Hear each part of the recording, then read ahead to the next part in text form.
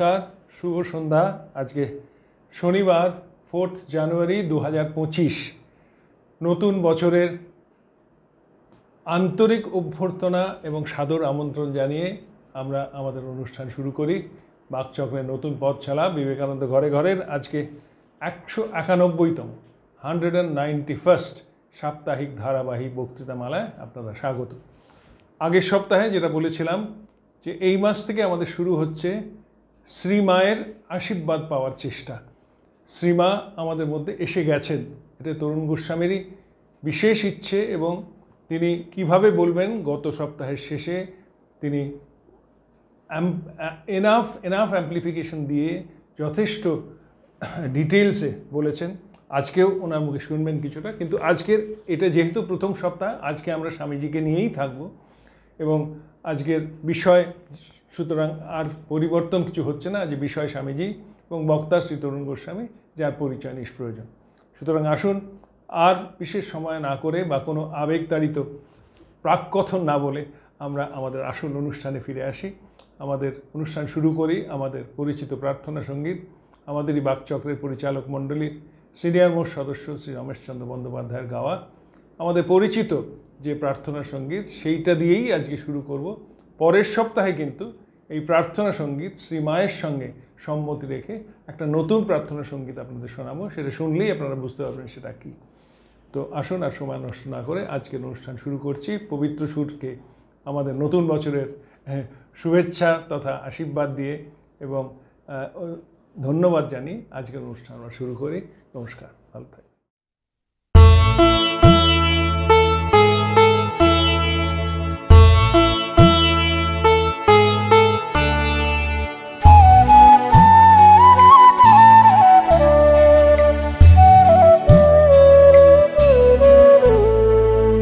তোমারে করিয়াছি জীবনের ধ্রুবতারা, এ সমুদ্রে আরো কবু হব না গো পথহারা।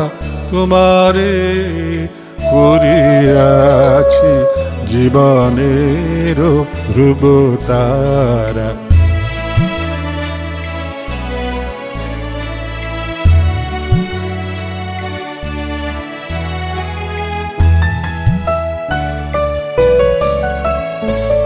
যেথায় আমি যাই না গো তুমি প্রকাশিত থাকো, যেথায় আমি যাই না গো তুমি প্রকাশিত থাকো। অকুল নয়ন জলে ঢালো গো কিরণ ধারা। তোমারে করিয়াছি জীবনের ধ্রুবতারা।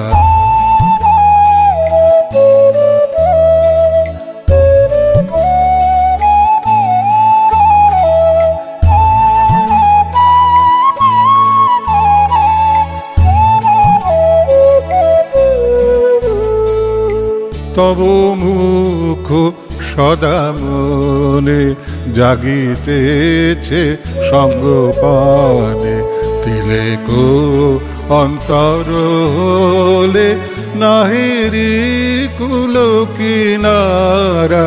তব মুখ সদা মনে জাগিতেছে সঙ্গপানে, তিলেক অন্তর হলে নাহেরি কুল কিনারা। কখনো বিপথে যদি ভ্রমিতে চায় হৃদি, কখনো বিপথে যদি ভ্রমিতে চায় হৃদি, অমনীয় মুখ হেরি শরমে যে হয় সারা। তোমারে করিয়াছি জীবনের ধ্রুবতারা, এ সমুদ্রে আরো কবু হব না গো পথহারা। তোমারে ধরিয়াছি জীবনেরও ধ্রুব তারা।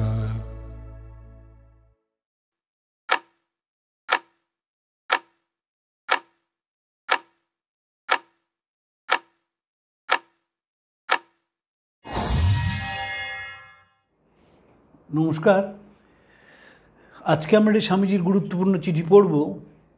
আমার সঙ্গে স্বামী বলভদ্রানন্দজি পরিচয় চার দশকেরও বেশি, একেবারে দাদা ভাইয়ের সম্পর্ক। আমি ওকে এখনও তরুণ দাই বলি। তো কেন জানেন, আমরা যখন ছোট বয়সে একসঙ্গে স্বামীজি পড়তাম তখন এটা খুব গুরুত্বপূর্ণ কথা বলতেন। আমাদের দুর্ভাগ্যের বিশেষের এখন আমরা করতে পারিনি। উনি বলতেন যে স্বামীজির চিঠি, যাকে স্বামীজি লিখেছেন কোনো একটা চিঠির উত্তরে সেটাও পাশে দেওয়া উচিত। আমি খুব সায়েন্টিফিক বলে মনে করতাম। তরুণদার কতগুলো কথা সে ছাত্রজীবনে বলা আমাকে বলতেন যে দেখো, ইংরেজি চিঠিগুলো ইংরেজিতে এবং বাংলা চিঠিগুলো বাংলায় পড়বে, কারণ সব জায়গায় একরকম ভালো অনুবাদ হয় না। আজকে যে আমরা চিঠিটা পড়ছি এটা স্বামীজি নিবেদিতার একটা চিঠির উত্তরে স্বামীজি দিচ্ছেন। কী লিখেছেন আমরা জানি না। সরলা দেবী চৌধুরী নাকি যখন চিঠিটা লিখছেন বলছে আপনার চিঠির উত্তরে আমাকে দিচ্ছে মতামত। সে কী মতামত এসেছিল, কী জানতে চেয়েছিলেন সরলা দেবী, সেটা করলে কি হয়, আরও পড়াটা খুব সুন্দর হয়। যে স্বামীজি কেন উত্তরটা দিচ্ছেন, কি দরকার। দেখবেন প্রথমেই স্বামীজি, আমরা আগের সপ্তাহে সরলা দেবীর চিঠি পড়েছিলাম, সেখানে বলছে আপনি আমার মতামত চেয়েছেন। মতামত চেয়ে যিনি চিঠি লিখছেন, কী মতামত জানতে চেয়েছেন স্বামীজির। আপনার সহানুভূতির জন্য হৃদয় আছে, তোর মধ্যে প্রধান কারণ যে এই মতামত, আপনি আমার মতামত জানতে চেয়েছেন। তা মতামতটা কী জানতে চেয়েছেন সেটা দিলে ভালো হয়। আজকে নিবেদিতাকেও সেরকম লিখছেন, কলকাতা থেকে নিবেদিতাকে স্বামীজি চিঠি লিখছেন। সেই চিঠিটাও লিখছেন যে তোমার নিবেদিতা কী চিঠি লিখেছেন, যে স্বামীজি বলছেন যে তোমার যে চিঠি, তোমার প্রীতি উৎসাহপূর্ণ পত্রখানি আমার হৃদয়ে কত যে বল সঞ্চার করেছে তা তোমার কল্পনার অতীত। সেই চিঠিটা কী ছিল, সেই চিঠিটা কী ছিল যেটি স্বামীজির হৃদয়ে এত বল সঞ্চার করেছে? ছিল তো কিছু, না তো লিখবেন কেন? সেই চিঠিটা আমরা জানি না। এবার বলতে পারেন যে না, আপনার তো উচিত কমপ্লিট ওয়ার্কস অফ নিবেদিতা খুঁজে সেই চিঠিটা বের করা। সেই চিঠিটার ডেট তো এখানে লেখা নেই। স্বামীজি কবে লিখছেন সেইটা জানা আছে। নিবেদিতা কোন তারিখে লিখেছেন তাদের হয়তো 1 মাস আগে লিখেছেন, খুঁজবো কী করে? নয়তো কমপ্লিট ওয়ার্কস অফ নিবেদিতা আছে, বাড়ি থেকে নিয়ে এসে পাশাপাশি পড়লেই হয়। কিন্তু সেটা তো জানা যাবে না কবে লিখছেন এবং কোন চিঠিটা স্বামীজি এমনভাবে মনে বল পেয়েছেন নিবেদিতার চিঠিতে, সেটা আমরা বুঝতে পারছি না। এতে কোনো সন্দেহ নেই যে জীবনে অনেক মুহূর্ত আসে যখন মন একেবারে নৈরাশ্যে ডুবে যায়। বিশেষত কোনো আদর্শকে রূপ দেওয়ার জন্য জীবনব্যাপী উদ্যমের পর যখন সাফল্যের ক্ষীণ আলোকরশ্মি দৃষ্টিগোচর হয়, ঠিক সেই সময় যদি আসে এক প্রচণ্ড সর্বনাশ আঘাত। এই দেখুন, আমরা স্বামীজি মন দিয়ে পড়ি না। স্বামীজি যে জীবনের যন্ত্রণাগুলো পেয়েছিলেন, চিঠিতে বহু যন্ত্রণা ফুটে বেরোয়। এটাও ঠিক তাই যে আপনি অসীম কষ্ট করে এগোচ্ছেন, সাফল্যের ক্ষীণ আশা দেখছেন, তখনই প্রচণ্ড আঘাত নেমে এলো, মনটা খারাপ হতে বাধ্য। আমি বহু লোকের সঙ্গে স্বামী আলোচনা করেছি। সুজিতদা ইদানিংকালে যে কথাটি বলেছেন আমি সেটাকে অত্যন্ত শ্রদ্ধার সঙ্গে স্মরণ করি, যে মানুষ বিবেকানন্দকে খুঁজতে হবে। এগুলো তো মানুষ বিবেকানন্দের গল্প। বিবেকানন্দ মানেই যেন একটা ফ্রেমের মধ্যে বসে রয়েছেন, ধ্যান করছেন বসে, গেরুয়া পোশাক পরার, তা নয়। এই 30 বছরের ছেলেটি 39 বছরে চলে গেছেন, 30 বছরে বিখ্যাত হয়েছেন, ছিন্ন ভিন্ন হয়ে গেছেন মনে, এবং কতখানি, যেহেতু তার রিয়াকশানগুলো ইউনিভার্সাল, তাই আমরা চিঠিগুলো পড়ছি। তো পার্সোনাল রিয়াকশান নয়, ইউনিভার্সাল রিয়াকশান। কোথাও ভারতবর্ষে উন্নতির কথা আছে, কি শিক্ষা দেওয়া হবে সে কথা আছে, সেমনি এখানে বলছেন এতে কোনো সন্দেহ নেই যে জীবনে এমন অনেক মুহূর্ত আসে যখন মন একেবারে নৈরাশ্যে ডুবে যায়। বিশেষত কোনো আদর্শকে রূপ দেওয়ার জন্য জীবনব্যাপী উদ্যমের পর যখন সাফল্যের ক্ষীণ আলোকরশ্মি দৃষ্টিগোচর হয়, ঠিক সেই সময় যদি আসে এক প্রচণ্ড সর্বনাশ আঘাত। দৈহিক অসুস্থতা আমি গ্রাহ্য করি না। দুঃখ হয় এই জন্য যে আমার আদর্শগুলি কার্যে পরিণত হবার কিছুমাত্র সুযোগ পেল না। আর তুমি তো জানোই অন্তরায় হচ্ছে অর্থাভাব। এবং বলছেন যে নিবেদিতা, দেখুন স্বামীজি না, এটা আমি অনেকে রেগে যায় আমার এবার কথাটা শুনলে, এই যে বিলেতে ছিলেন না 1893 থেকে 97, বিলেতে স্বামীজি ভাবগুলো বলতে পারতেন। এখানে তো শোনার কেউ নেই। এখানে যদি কাউকে বলে আরে সন্ন্যাসীর আবার মন খারাপ হয় নাকি, সন্ন্যাসী তো ফিনিশ প্রোডাক্ট, তার আবার মন খারাপ হয় নাকি, স্বামীজি কাঁদছেন, তাই দেখে প্রমোদ দাস মিত্রের মতো পণ্ডিত লোক বলে ফেলছিলেন বোন মারা গেছে আপনি কাঁদছেন, আপনার বেদান্তি সন্ন্যাসী। তো স্বামীজি বলছেন বেদান্ত পড়িতে কী হয়েছে, চোখের জল সব ধোঁয়া হয়ে গেছে। এই চিঠিটা যদি স্বামীজি কাউকে বলতেন, তার এদেশীয় বন্ধুবান্ধব তার কেউ মানতে রাজি হতো না, কেউ মানতে রাজি হতো না, বরং বলতো যে লোকটা ভেগধারী সন্ন্যাসী। কারণ এই সন্ন্যাসীর আবার মন খারাপ হবে নাকি, সন্ন্যাসীর মন তো আনন্দেই থাকবে। এবং স্বামীজি তার কার্যপ্রণালীকে কাজে লাগাতে পারছেন না নিদারুণ অর্থকষ্টের জন্যে, সেখানে তার খারাপ লাগছে। কার্যপ্রণালীটা কি, ওই সাধারণ মানুষের জাগরণ, যে পেশে ভেবেছেন সেই পেশে হচ্ছে না। আমাকে কিছুদিন আগে এক ভদ্রলোক ফোন করেছিলেন যে আপনি তো স্বামীজি পড়েন, তিনি বাকচক্র শোনেন, বললেন যে আপনার নম্বরটা আমি জোগাড় করেছি, স্বামীজি থাকলে আরজিকরের ক্ষেত্রে কি বলতেন। আমি বলতাম বলতে পারবো না, কারণ স্বামীজি তো দেখেননি স্বাধীন ভারতবর্ষ, দুটো বিশ্বযুদ্ধ দেখেননি, স্বাধীনতার 75 বছর পর দেখেননি। আমি বলতে পারবো না, আমার পক্ষে বলা সম্ভব না, কী করে বলবো আমি স্বামীজি থাকলে কী করতেন। স্বামীজি যেটা ছিলেন তখন কি করেছেন সেটা আমি বলতে পারি। স্বামীজি তখন বলেছেন যে ব্রিটিশদের দেশ থেকে বিদায় কর, দেশের মানুষকে স্বাধীন ঘোষণা করতে পার। এখন হলে কি করতেন তো বলতে পারবো না, অ্যানাক্রনিস্ট তো লাভ নেই। তো আমরা এখানে স্বামীজির এই যন্ত্রণার কথাটা বারবার আমার মনে হয় দৈহিক, এই জন্য আমার আদর্শগুলিকে কার্যে পরিণত হওয়ার কিছুমাত্র সুযোগ পেল না। হিন্দুরা শোভাযাত্রা এবং আরও কত কিছু করছে, কিন্তু তার টাকা দিতে পারে না। দুনিয়াতে আর্থিক সাহায্য বলতে আমি পেয়েছি শুধু ইংল্যান্ডে 2 জন। ওখানে থাকতে আমার ধারণা ছিল যে 1000 পাউন্ড পেলেই অন্তত কলকাতার প্রধান কেন্দ্রটি স্থাপন করা যাবে। কিন্তু আমি অনুমান করেছিলাম 10 বছর আগেকার কলকাতার অভিজ্ঞতা থেকে, কিন্তু ইতিমধ্যে জিনিসের দাম 3-4 গুণ বেড়ে গেছে। ভাবুন তো, কস্ট এসকেলেশনের কথা বলেছেন, কীভাবে সব গোটা মানুষটাকে চিঠির মধ্যে পাওয়া যায়। বিবেকানন্দের চিঠিপত্র কেন খুঁটিয়ে খুঁটিয়ে পড়া দরকার? আপনাদের মানুষ বিবেকানন্দের খুঁজতে হবে, যে বিবেকানন্দের যন্ত্রণা আছে, যে বিবেকানন্দের আনন্দ আছে, যে বিবেকানন্দের হতাশা আছে, যে বিবেকানন্দ কাজটা দেরি হচ্ছেন বলে উদ্বিগ্ন হচ্ছেন, কারণ তিনি নিজে বুঝতে পারছেন আমার সময় শেষ হয়ে আসছে, নিজে তো বুঝতে পারছেন সময় শেষ আছে। আমি কালকে বৌদ্ধ দর্শনের বই পড়ছিলাম, তাতে 6খানা কারণ মানে দেখাচ্ছে যে মানুষ মৃত্যুর আগে, বৌদ্ধ দর্শন বলে যে মানুষ মৃত্যুর আগে বুঝতে পারে সে কবে মারা যাবে, এবং তার অনেক 6টা লক্ষণ আছে। একটা দেখলে 2 মাস পরে, আরেকটা দেখলে 3 মাস পরে, আরেকটা দেখলে 1 বছর পরে, আরেকটা দেখলে আরও একটু বেশি পরে। কিন্তু সে যখনই এই জিনিসগুলোকে সে বারবার দেখে, বুঝতে হবে তার জীবন শেষ হয়ে আসছে। আমি সেটা নিয়ে আলোচনা করব না, কারণ যেই মৃত্যু নিয়ে আলোচনা করবো বাকচক্রে এমন ফোন আসবে, এমন চিঠি আসবে, এত লোকে জানতে চাইবে, এটা আলোচনা করছি না আমি। কিন্তু বিবেকানন্দ বুঝতে পেরেছিলেন যে বিবেকানন্দের আলোটা শেষ হয়ে আসছে, একদম হার্ট অ্যাটাকের পেশেন্ট ছিলেন, আর পারিবারিক জানতেন যেই ডায়াবেটিস হলো, সঙ্গে সঙ্গে অলি সেরাবুলকে লিখলেন যে এইটা আমাদের পারিবারিক অসুখ, এতেই আমার মৃত্যু হবে আমি নিশ্চিত। যাই হোক, কাজ আরম্ভ করা গেছে। একটি পুরনো জরাজীর্ণ বাড়ি 6-7 শিলিং ভাড়ায় নেওয়া হয়েছে এবং তাতেই প্রায় 24 জন যুবক শিক্ষা লাভ করছে। স্বাস্থ্য লাভের জন্য আমাকে 1 মাস দার্জিলিংয়ে থাকতে হয়েছিল। তুমি জেনে সুখী হবে আমি আগের চেয়ে অনেক ভালো আছি। আর তুমি বিশ্বাস করবে কি যে কোনো ওষুধ ব্যবহার না করেই শুধু ইচ্ছাশক্তি দ্বারাই এরূপ ফল পেয়েছি। আগামীকাল আবার একটি শৈল নিবাসে যাচ্ছি, কারণ নিচে এখন বেজায় গরম।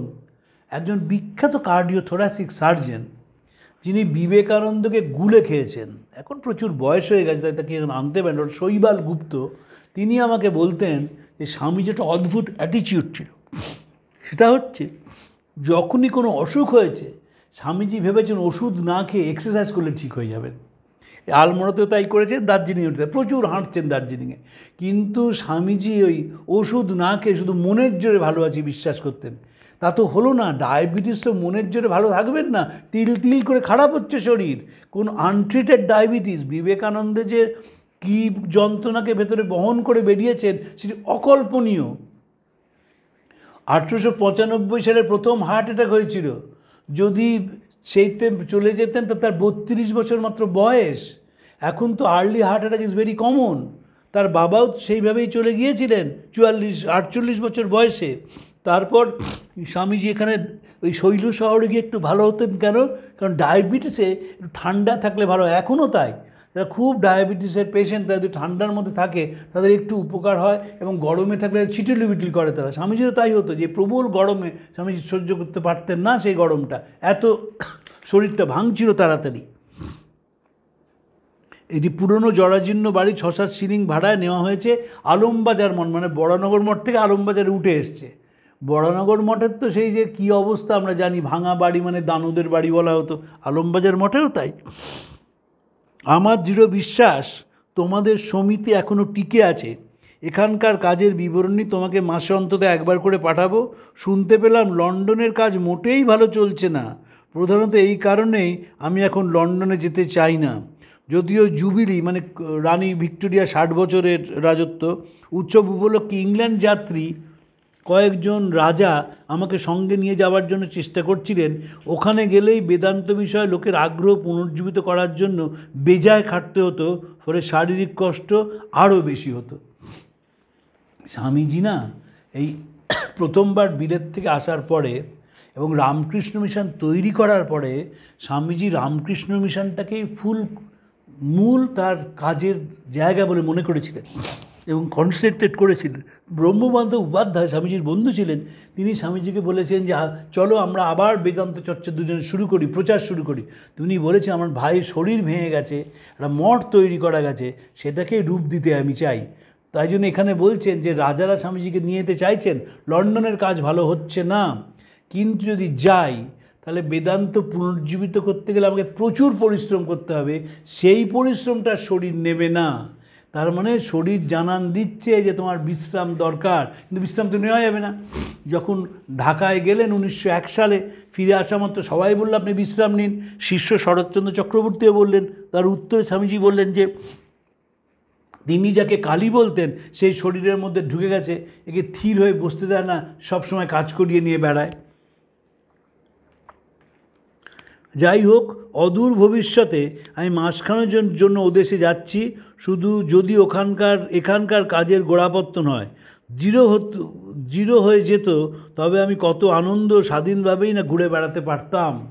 এই যে স্বামীজি রামকৃষ্ণ মঠটা তৈরি করলেন না, মনে রাখতে হবে, এখন যেমন ঠাকুরের তিথি পুজোয় কাঁড়ি ভিড় হয় বেলুড় মঠে, এই মঠ কিন্তু সমাজের সমর্থন পায়নি। তার অনেক কটা কারণ ছিল। আমায় তো পিছিয়ে পড়া সমাজ, এরা ভাবলো, দেশের সমাজপতিরা ভাবলেন যে ওই যে সাহেব মেমরা ঘুরে বেড়াচ্ছে ওটা হচ্ছে বিবেকানন্দের প্রমোদ বাড়ি। তারা তো জানেন না যে স্বামীজি ভারতের জন্য কি করেছেন। এবং বেলুড় মঠকে হাওড়া মিউনিসিপ্যাল কর্পোরেশনও কিন্তু সেইভাবেই তারা অ্যাসেস করেছিল যে ওটা হচ্ছে একটা প্লেজার গার্ডেন। সাহেব মেমরা রয়েছেন কেন? সাহেব মেমরা যে ভারতবর্ষের উন্নতির জন্য এখানে এসছেন, এ সাহেব যে সেই অত্যাচারী সাহেব নয়। এ সাহেব যে বিবেকানন্দের কাজে অংশগ্রহণকারী সাহেব বা মেম, সেটা বোঝাবেন কাকে? ধরুন মিস্টার অ্যান্ড মিসেস সেভিয়ার, তারা মায়াবতীতে আশ্রম তৈরি করলেন। কেন করলেন? যারা বিদেশি আসবেন তারা ওখানে যাবেন এবং অদ্বৈত চর্চার একটা কেন্দ্র হবে। এই তো মায়াবতীর উদ্দেশ্য। যদি না করতেন তাহলে অদ্বৈত চর্চার কেন্দ্রটাই তো হতো না। একটি প্রতিষ্ঠান যেখানে কোনো মূর্তি বা ছবি নেই, এরকম তো নেই। আসলে আমাদের মধ্যে এই যে ভেরিয়েশন, ঠাকুর তো যে ভেরিয়েশন বিশ্বাস করতেন, তো সেইটা মিস্টার অ্যান্ড মিসেস সেভিয়ার তারা কন্ট্রিবিউট করলেন to translate that variation into action. তার জন্য ওখানে একটা অদ্বৈত আশ্রম তৈরি করা হলো। সেই অদ্বৈত আশ্রমে গিয়ে মানুষ জপ ধ্যান করে থাকবে, এটাই ছিল কাজ। তো স্বামীজি বলছেন আমি নিশ্চিন্তে যেতে পারতাম, কয়েক মাসের জন্যে, 1 মাসের জন্যে আমি ওদেশে আমি মাসখানেকের জন্য ঘুরে আসতে পারতাম, শুধু এখানকার কাজের গোড়াপত্তন দৃঢ় হয়ে যেত, তবে আমি কত আনন্দে স্বাধীনভাবে যেতে পারতাম। এ পর্যন্ত কেবল কাজের কথা হলো, এখন তোমার নিজের কথা পারছি। কল্যাণী মিস নোবেল, তোমার যে অনুরাগ, ভক্তি, বিশ্বাস ও গুণগ্রাহিতা আছে, তা যদি কেউ পায় তবে সে জীবনে যতই পরিশ্রম করুক না কেন ওতেই তার শতগুণ প্রতিদান হয়। তোমার সর্বাঙ্গীন কুশলক, আমার মাতৃভাষায় বলতে গেলে তোমার কাজে সারা জীবন দিতে পারি। কি দেখেছিলেন স্বামীজি? এই যে বলছেন সারা জীবন দিতে পারি, কি দেখেছিলেন? দেখেছিলেন ছোট ছোট মেয়েদের স্কুল। নিবেদিতা মেয়েদের স্কুল খুলেছিলেন এবং সেই মেয়েদের স্কুলে নানাভাবে পড়াতেন। আমরা সেই চিঠিটা পড়ব যেখানে স্বামীজি নিবেদিতাকে আসার আমন্ত্রণ জানাচ্ছেন। বলছেন ভারতবর্ষ একসময় প্রচুর মহীয়সী নারীর জন্ম দিয়েছে, কিন্তু এখন পারছে না, তাই তাকে বিদেশ থেকে আমদানি করতে হবে। তোমার ঐকান্তিকতা, তোমার পবিত্রতা, তোমার ধমনীতে প্রবাহিত কেল্টিক রক্তই তোমাকে যোগ্য নারী রূপে তৈরি করেছে। এই যে নিবেদিতাকে আমন্ত্রণ জানান এবং বলছেন যে এদেশে এলে তুমি মহা সমস্যায় পড়বে, আবহাওয়াটা অনুকূল নয়, মানুষজন নানা সমালোচনা করবে, সবই থাকবে, তা সত্ত্বেও যদি তুমি আসতে পারো তাহলে তুমি দেশের মানুষ দেখে অবাক হয়ে যাবে। এবং যে উত্তর কলকাতায় যে নিবেদিতা স্কুলটি খুলেছিলেন, মনে রাখতে হবে সে তো মধ্যবিত্তের জন্য স্কুল, বেথুন স্কুল তো ছিলই, কিন্তু সেই স্কুলে ভারতবর্ষের রীতিনীতি ভুলিয়ে সাহেব করা হচ্ছিল। ঈশ্বরগুপ্ত বেথুন স্কুল সম্বন্ধে বলেছেন, ছুরিগুলো তুড়ি মেরে কিতাব তুলে নিল যাবে, ওরা এবিসিকে বিবি সেজে বিদেতি বল কবেই কবে, ওরা ঘোমটা খুলে পর্দা তুলে স্বামীর সঙ্গে সভায় যাবে, ড্যাম হিন্দুয়ানি বলে বিন্দু বিন্দু ব্র্যান্ডি খাবে। এই যে ধারণা ছিল সেটাকে সম্পূর্ণ পাল্টে দিলেন নিবেদিতা। নিবেদিতা মধ্যবিত্ত স্কুল করলেন, সেখানে মেয়েদের শিব পুজো শেখাচ্ছেন, সেখানে ভারতবর্ষের কথা শেখাচ্ছেন, সেখানে পূব পশ্চিম একইভাবে শিক্ষা ব্যবস্থা শুরু করলেন। এবং স্বামীজি নিবেদিতাকে বললেন যে তুমি যেমন খুশি মানগর সেইভাবে পড়াও, শুধু সাথে সাথে রামকৃষ্ণ পড়িও। রামকৃষ্ণের যে ত্যাগ, রামকৃষ্ণের যে তিতিক্ষা, রামকৃষ্ণের যে সীমাহীন উদারতা, সেইটা যদি ছাত্রীরা ছোটো বয়স থেকেই পায় তাহলে কত উপকার হয়। এবং নিবেদিতা সেই স্কুল, যাতে একটি বিধবা মেয়ে এসেছিল, সে নির্জরা উপবাস ছিল তার একাদশীর দিন, নিবেদিতা সেদিন নিজেও কিছু খেতেন না। রবীন্দ্রনাথ নিবেদিতার সম্বন্ধে বলছেন, নিবেদিতা স্কুলের ব্যয়ভার বহন করিতেন, অর্জিত অর্থ হইতে নয়, ভিক্ষা হইতে নয়, নিজের উদরান্নের অংশ হইতে। নিজের যে খাওয়া সেইটা না খেয়ে নিবেদিতা স্কুল চালিয়েছেন এবং যারা আসবে তাদের ফলের ব্যবস্থা করেছেন। নিজে তো পয়সা কোথায় তখন? নিবেদিতা তো পয়সা নেই, নিবেদিতাকে কিছু সাহেব মেম টাকা দিতেন, তাই নিবেদিতা চলতো, আর স্বামীজি সময় মতন হেল্প করতেন, কিন্তু টাকাটা কোথায়? সেই অবস্থায়, কারণ নিবেদিতা যে মারা গিয়েছিলেন হিল ডায়রিয়া, যদিও অ্যান্টিবায়োটিক নেই, কিন্তু হিল ডায়রিয়া তখনও কেউ মারা যেতেন না। নিবেদিতার শরীর এতখানি ভেঙে গিয়েছিল এবং তিনি সেইটি কাউকে না বলে দার্জিলিংয়ে গিয়েছিলেন। নিবেদিতা যে দোষটি করেছিলেন সেটি হচ্ছে জগদীশচন্দ্র এবং লেডি অবলা বোসকে বলা উচিত ছিল যে আমার শরীরটা খুব খারাপ, আমি দার্জিলিংয়ে যাব না। মানে ইমিউনিটি কমে গিয়েছিল, যে ইমিউনিটি কমে গেল, দার্জিলিংয়ের জল তো ঝোড়ার জল, পিউরিফাইড ওয়াটার নয়, ফলে সেটিতে ডায়রিয়া হয়ে গেল এবং ভয়ঙ্কর হলো। নীলরতন সরকার তাকে দেখলেন এবং মাত্র 44 বছর বয়সে তার জীবনদীপ নিভে গেল, কিন্তু তার যে কাজ, সেই কাজকে সম্মান জানিয়েছেন বিবেকানন্দ। কি অসাধারণ ভাষায় লিখছেন দেখুন, তোমার যে অনুরাগ, ভক্তি, বিশ্বাস ও গুণগ্রাহিতা আছে, তা যদি কেউ পায় তবে সে জীবনে যত পরিশ্রমী করুক না কেন ওতেই তার শতগুণ প্রতিদান হয়। তোমার সর্বাঙ্গীন কুশলক, আমার মাতৃভাষায় বলতে গেলে তোমার কাজে সারা জীবন দিতে পারি। তোমার এবং ইংল্যান্ডের অন্যান্য বন্ধুদের চিঠিপত্র আমার কাছে সর্বত্রই খুব আনন্দদায়ক ছিল এবং ভবিষ্যতেও তা ছাড়া অন্যরূপ হবে না। মিস্টার ও মিসেস হ্যামন্ড দুখানি অতি সুন্দর ও প্রীতিপূর্ণ চিঠি লিখেছেন। অধিকন্তু মিস্টার হ্যামন্ড ব্রহ্মবাদীন পত্রিকায় একটি চমৎকার কবিতা পাঠিয়েছেন, যদিও আমি মোটেই এ প্রশস্তির যোগ্য নই। আবার তোমার হিমালয়ের থেকে পত্র লিখব, উত্তপ্ত সমভূমির চেয়ে সেখানে তুষার শ্রেণীর সামনে চিন্তা আরও স্বচ্ছ হয়ে যাবে এবং স্নায়ুগুলো আরও শান্ত হবে। মিস মুলার ইতিমধ্যে আলমোড়ায় পৌঁছেছেন। মিস্টার ও মিসেস সেভিয়ার সিমলা যাচ্ছেন, তারা এতদিন দার্জিলিংয়ে ছিলেন। দেখো বন্ধু, এইভাবেই জাগতিক ব্যাপারের পরিবর্তন ঘটছে।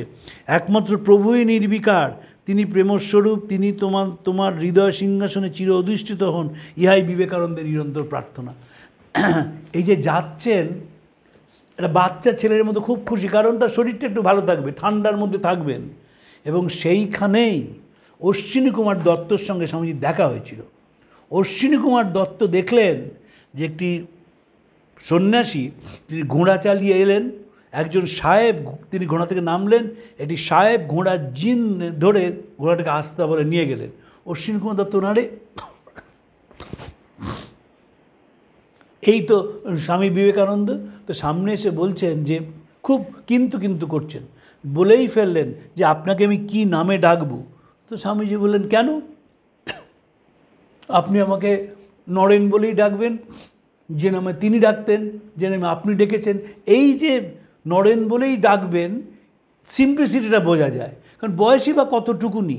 এবং এই যে আলমোড়ায় গিয়েছিলেন, সেইখানে সেখান থেকে তারপর 1898 সালে চিঠি লেখেন নিবেদিতাকে। এই যে আমরা বললাম না তরুণদার কথা দিয়ে শুরু করেছিলাম, হ্যামন্ডের চিঠিটা কী ছিল আমরা জানতে পেলাম না। তিনি ব্রহ্মবাদিনের কবিতা স্বামীজির প্রশংসা করেছেন ইত্যাদি, সেই চিঠিটা ছাপানো উচিত ছিল। তো তাহলে আমরা আরও ভালো করে বুঝতে পারতাম যে কেন স্বামীজি এত খুশি হয়েছেন। আমরা তো বলি যে প্রশংসা কারুর গায়ে লাগে না। প্রশংসা এমন একটা জিনিস মানুষকে আনন্দ দিতে বাধ্য। আমি ফ্ল্যাটার করার কথা বলছি না, কিন্তু আপনার লেখাটা ভালো হয়েছে, আপনার বক্তৃতাটা ভালো হয়েছে, এ বললে মানুষ তো খুশি হবেই, এবং পরের বক্তৃতা আরও ভালো দেওয়ার একটা প্রবণতাও তখন তৈরি হয়, এ বিষয়ে কোনো সন্দেহ নেই। কিন্তু নিবেদিতার প্রতি স্বামীজির যে অসাধারণ একটি শ্রদ্ধা, ভালোবাসা, স্নেহ ছিল। আরেকটি চিঠি আমরা পড়ব এক সময়, যেখানে স্বামীজি লিখছেন, তিনি আমাকে যেভাবে যদি রামকৃষ্ণ সত্যি হন, তাহলে তিনি আমাকে যেভাবে পথ দেখিয়েছেন, ঠিক সেইভাবে অথবা শতগুণ পরিষ্কারভাবে তোমাকে পথ দেখান এই প্রার্থনা করি। মানে শ্রীরামকৃষ্ণের আশীর্বাদ তিনি নিবেদিতার উপর যাতে পড়ে সেটি বলেছেন। এবং নিবেদিতা যে স্কুল করেছিলেন, মনে রাখবেন, রামকৃষ্ণ মিশনের পরিচালিত একটিমাত্র প্রতিষ্ঠান যেখানে স্বামীজি, মা শারদা এবং নিবেদিতা উপস্থিত ছিলেন, আর কিন্তু কোথাও নেই। বেলুড় মঠ যখন শুরু হয়, তখন প্রতিষ্ঠা হয়, তখন মা চলে গেছেন। যখন পুরনো মন্দির প্রতিষ্ঠা হয়, সেদিন মা এসেছিলেন বটে, কিন্তু এই তিনজনে উপস্থিত রয়েছেন, সেটি একমাত্র আপনার। আর দুর্গাপুজোর সময় মার নামে পুজো করা হয়েছিল। যেদিন ঠাকুরের ভরশাস্তি হয় সেদিন মা ছিলেন না, মা মঠে আসেননি। যেদিন দুর্গাপুজোর সময় তো মার নামে সংকল্প হয়েছিল, তিনি এসেছিলেন। কিন্তু নিবেদিতা, মা এবং স্বামীজি তিনজন উপস্থিত আছেন ওই একমাত্র নিবেদিতা স্কুল প্রতিষ্ঠার দিন।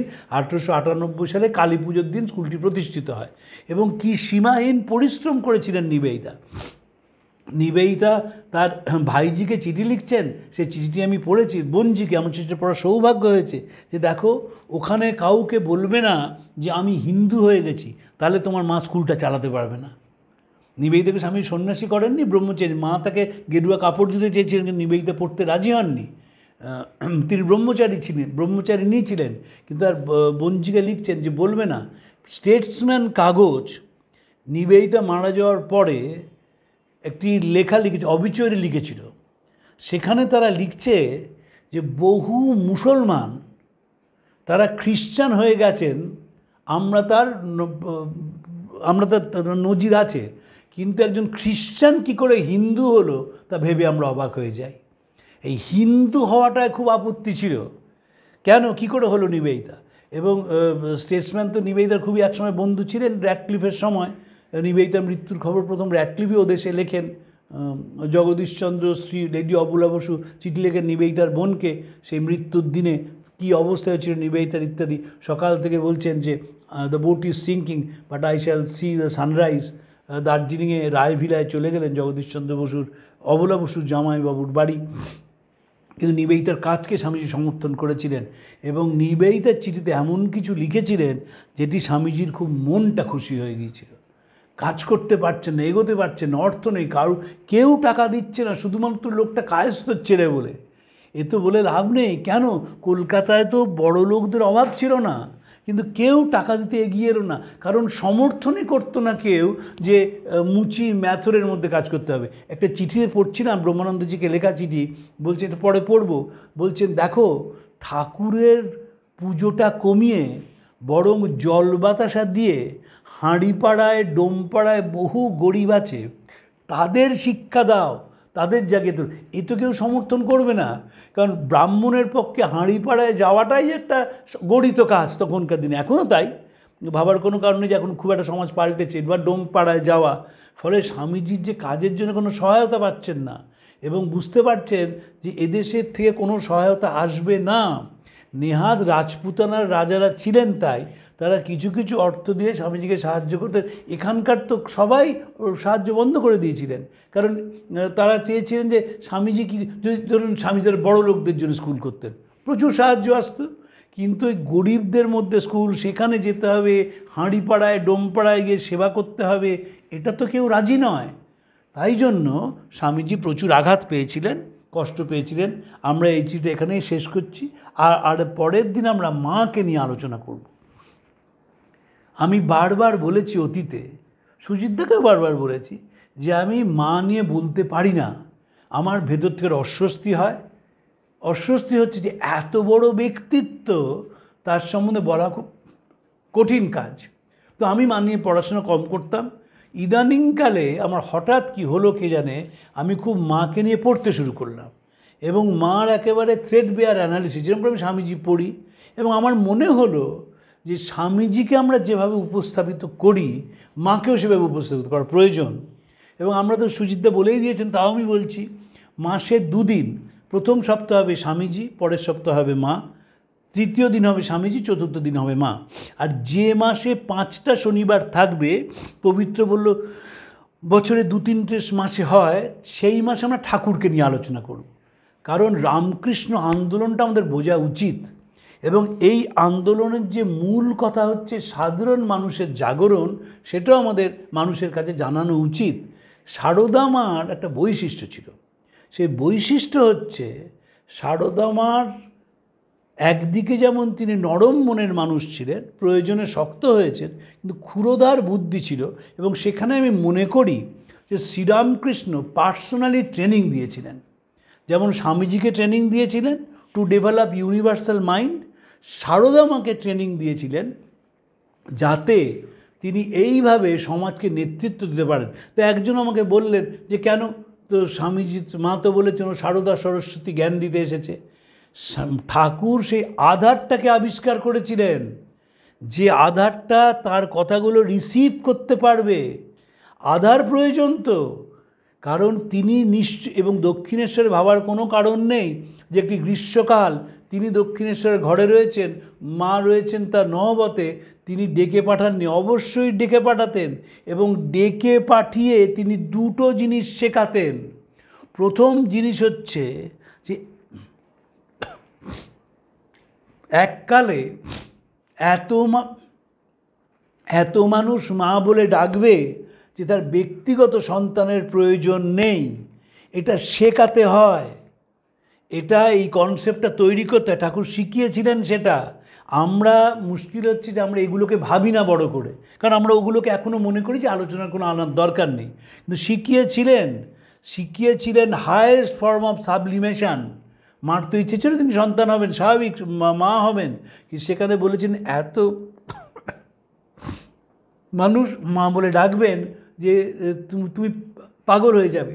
দ্বিতীয় হচ্ছে যে কলকাতার মানুষগুলো পোকার মতো কিলবিল করে বেড়াচ্ছে, তুমি এদের দেখো। স্বামীকে তো বলতে পারতেন যে পোকার মতো কিলবিল করে বেড়াচ্ছে, তুই দেখিস এদের। জানতেন স্বামীজির বিদেশে বিরাট কাজ রয়েছে, এদেশে কাজ হবে যা মানুষের জাগরণ ঘটানো, এদেশে কাজ হবে ভারতবর্ষের দর্শনকে বিদেশে পৌঁছে দেওয়া। মাকে এই দেশটাকে দেখতে হবে, তাই বলছেন পোকার মতো কিলবিল করছে, তুমি এদের দেখো। এবং এটাও নিশ্চয়ই তিনি জানতেন যে স্বামীজির থেকে মা অনেক বেশি দিন বাঁচবেন, নিশ্চয়ই জানতেন তিনি। আপনি বলতে পারেন যেহেতু আপনার আবেগের কথা, স্বামীজি ঘুমাচ্ছেন মুখটা হাঁ করে, ঠাকুর বলেছেন এ ছেলে বেশি দিন বাঁচবে না, ও তো মাস্টার অ্যানাটমির ছিলেন, অ্যানাটমির মাস্টারমশাই ছিলেন শ্রীরামকৃষ্ণ। বুঝতে পারতেন, ফিজিওলজিটা এমনভাবে বুঝেছিলেন, আমার ধারণা কেউ শুনিয়েছিল, পড়েইছিলেন, তো বলেছিলেন সেই ক্ষেত্রে মাকে তিনি কেন রেখেছিলেন, এই সঙ্ঘটিকে নেতৃত্ব দিতে হবে বলে। নেতৃত্ব দান বড় সোজা জিনিস নয়। সারা পৃথিবীতে এই একটিমাত্র প্রতিষ্ঠান আমরা পাই যেটি পুরুষ চালিত সন্ন্যাসী সংঘ, যার নেতৃত্ব দিচ্ছেন একজন মহিলা, এবং নেতৃত্ব শুধু দিচ্ছেন না, তার খুঁটিনাটি তিনি খবর রেখেছেন, এবং যে কোনো কাজ করার আগে তার অনুমতি প্রার্থনা হচ্ছে। এই সব আমরা আলোচনা করব। প্রথম যেদিন আলোচনা হবে সেদিন আমরা একটা নতুন বিষয় নিয়ে বলবো, যেটি খুব একটা আলোচনা হয় না, সারদা মা ও ভারতের স্বাধীনতা সংগ্রাম। সারদামণি যে ভারতের স্বাধীনতা সংগ্রামে কিভাবে তিনি অনুপ্রেরণা দিয়েছেন, কিভাবে কি স্বাধীনতা বলতে তিনি কি বুঝেছেন, এই সব নিয়ে আমরা আলোচনা করব। নতুন একটি বিষয় তো বটেই, আমাদের কাছে স্বামীজি মানুষ শুনতে অভ্যস্ত, সেখানে মা কেমন লাগবে সে অনেকেরই প্রশ্নের অবকাশ থাকবে, কিন্তু আমরা চেষ্টা করব আমাদের যতখানি ভালো করে বলা যায়, মানুষের মনকে যতখানি স্পর্শ করা যায়, যতখানি মার দিকে তাদের আকর্ষণ করা যায় এবং তাদের উদ্বুদ্ধ করা যায়, যাতে তারা মার বই পড়তে শুরু করেন, মাকে নিয়ে ভাবতে শুরু করেন, মার সঙ্গে আত্মীয়তা তৈরি করেন, এবং মাকে ঘিরেই যেন তাদের জীবন তৈরি হয়। আপনাদের নমস্কার জানিয়ে আজকে শেষ করছি। প্রাণারাম প্রাণারাম প্রাণারাম প্রাণারাম প্রাণারাম প্রাণারাম। কি যেন লুকানো নামে তাই মিষ্ট এত তব নাম। প্রাণারাম প্রাণারাম প্রাণারাম প্রাণারাম প্রাণারাম।